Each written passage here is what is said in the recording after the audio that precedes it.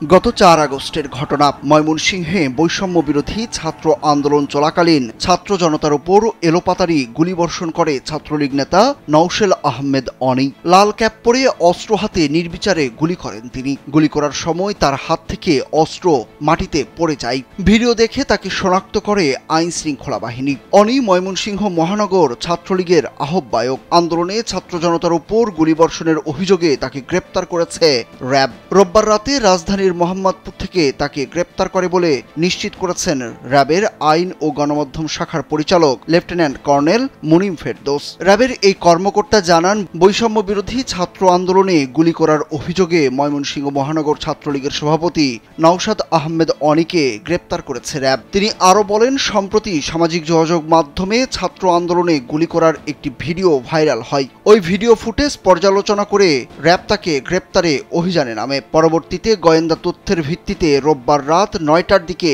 মোহাম্মদপুর এলাকা থেকে তাকে গ্রেপ্তার করা হয়। গ্রেপ্তার ছাত্রলীগ নেতা অনির বিরুদ্ধে ময়মনসিংহ জেলার কোতোয়ালি থানায় মামলা রয়েছে। সেই মামলার ২৩ নম্বর আসামি তিনি।